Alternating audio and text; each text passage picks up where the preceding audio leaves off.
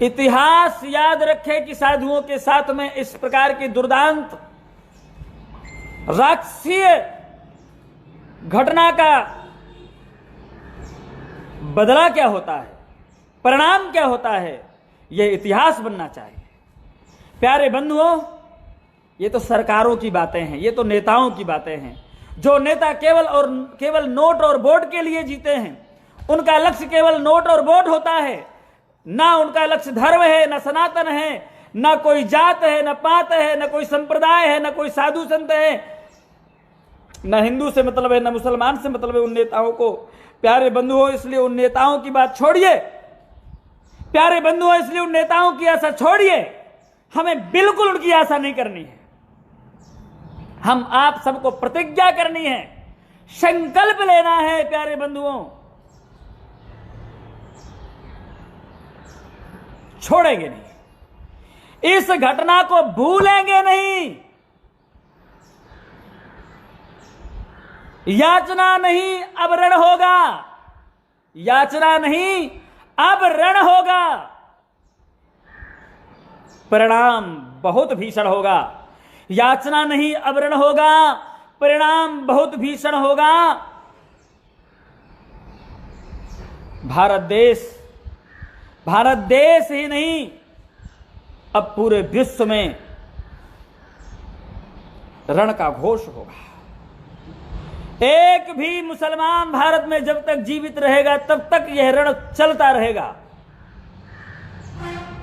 मुसलमानों, सावधान हो जाओ।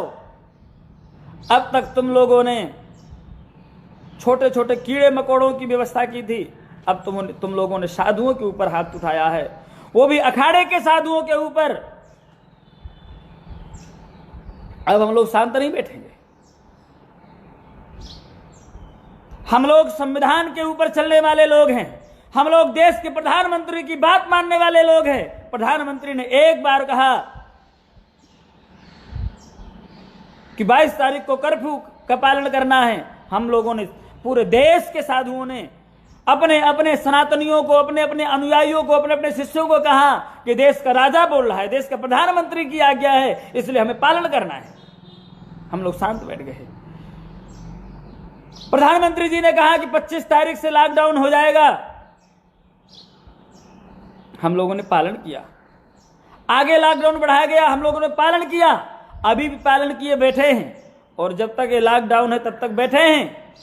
हम संविधान का, देश के प्रधानमंत्री की बात मानते हैं, लेकिन प्रधानमंत्री जी, क्या आप वही प्रधानमंत्री हैं जिनके लिए जाना जाता था कि 56 इंच का सीना है, जिनके लिए जाना जाता था कि आतंकवादी इशरत जहां का आपने खात्मा किया, जिनके लिए जाना जाता था कि 2002 में जिस प्रकार से कार सेवकों के ऊपर दुर्दांत घटना हुई, उस घटना का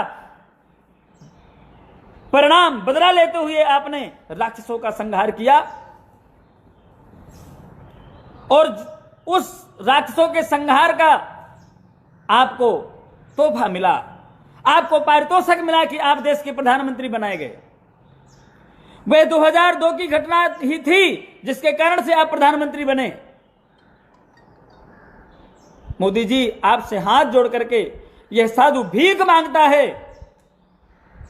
और एक धर्मात्म प्रकार से साधुओं को महाराज कहा जाता है। आप राजा हो, हम महाराज हैं, और आपको भी आदेश देने का हमारा हक है, अधिकार है, इसलिए हम आदेश भी देते हैं, और एक साधु होने के नाते आपसे भिक्षा भी मांगते हैं। एक सामान्य आपकी प्रजा होने के नाते आपसे प्रार्थना करते हैं कि अब समय आ गया है आपको उठ करके खड़ा होने का, अब समय आ गया है आपको अपना 56 इंची सीना दिखाने का। भेजिए सेना, भेजिए अपने सनातनी, आदेश दीजिए हम साधुओं को, हमारा संरक्षण कीजिए। हम, यदि आप सेना नहीं भेज सकते हैं, यदि आप कानूनी तौर पर उनका संहार नहीं कर सकते हैं, तो आप हमें आदेश दीजिए। जिस प्रकार से आप 22 तारीख को कर्फ्यू पालन करने के लिए मीडिया में आए थे, जिस प्रकार से आप 25 तारीख से लॉकडाउन करने के लिए मीडिया में आए थे, जिस प्रकार से आप अभी 3 तारीख तक लॉकडाउन बढ़ाने के लिए मीडिया में आए थे, जिस प्रकार से आप दिया जलाने के लिए मीडिया में आए थे, जिस प्रकार से थाली बजाने के लिए मीडिया में आए थे, मोदी जी आज हम देखना चाहते हैं, आज हम चाहते हैं, आपका आदेश चाहते हैं, आपकी आज्ञा चाहते हैं, आपका भरोसा चाहते हैं, आपका विश्वास चाहते हैं। एक बार आदेश करिए, एक बार घोषणा करिए कि सनातनियों खड़े हो जाओ।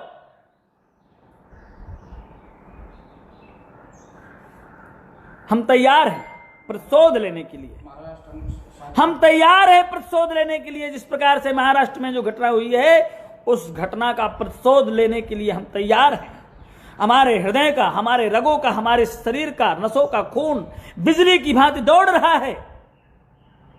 हम आपकी आज्ञा का पालन कर रहे हैं, इसलिए क्योंकि आपकी छवि हिंदूवादी है, आप सनातनी हैं।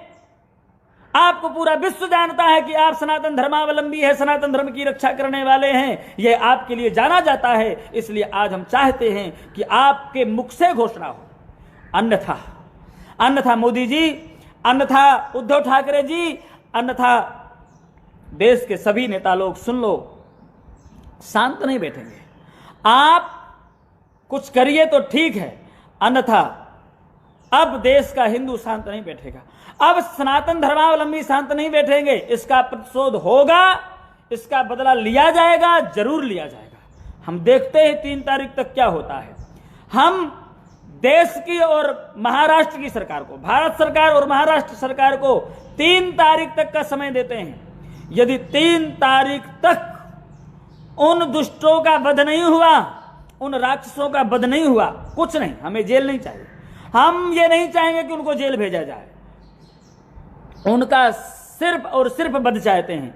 यदि 3 तारीख तक उनका वध नहीं किया गया तो हम उनका वध करेंगे। आपकी कोई सी सिक्योरिटी, आपकी कोई सी सेना, आपकी कोई सी पुलिस, आपका कोई सा कानून हमें रोकने में समर्थ नहीं है। मोदी जी, हम आपको कह रहे हैं, अब तक मुसलमानों ने अपना तांडव दिखाया, लेकिन जब शिव का तांडव होगा ना, तो उस शिव के तांडव को रोकने की सामर्थ्य विष्णु में भी नहीं है, ब्रह्मा में भी नहीं है, इंद्र में भी नहीं है, वरुण, कुबेर, अग्नि, सूर्य, चंद्रमा किसी में नहीं है। आज शिव भक्तों के ऊपर यह घटना घटी है, आज राम भक्तों के ऊपर यह घटना घटी है। इसलिए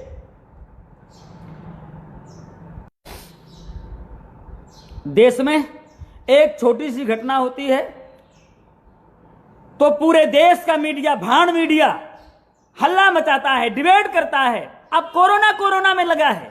अरे मान गए कोरोना एक भयंकर समस्या है, हम लोग बैठे अपने मंदिरों में ताला लगाए बैठे हैं, हम लोगों ने पूरा पालन कर रखा है लॉकडाउन का, लेकिन क्या देश का मीडिया एक खबर नहीं दिखा सकता है?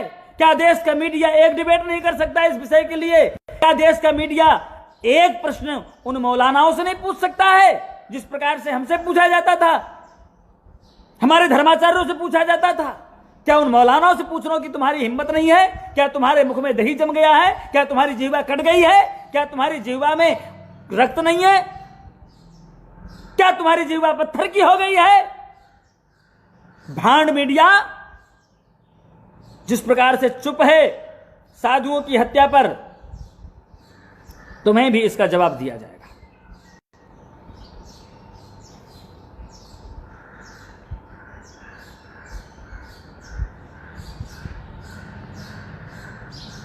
मीडिया आसाराम की घटना तो दिखाती है, आसाराम के ऊपर डिबेट तो करती है, राम रहीम रामपाल के ऊपर तो डिबेट करती है, और उस मरकजिया साध के लिए डिबेट करने में तुम्हारी नानी मरती है, उस मरकजिया साध को भला बुरा कहने में तुम्हारी नानी मरती है।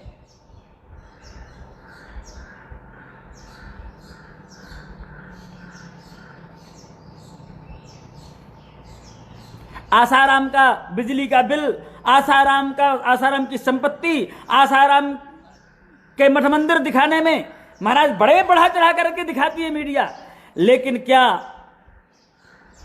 दिल्ली की जामा मस्जिद के इमाम की संपत्ति, दिल्ली की जामा मस्जिद की बिजली का बिल, दिल्ली के जामा मस्जिद की संपत्ति, वहां की तलवारें, वहां के अस्त्र शस्त्र दिखाने की सामर्थ्य भांड मीडिया में है?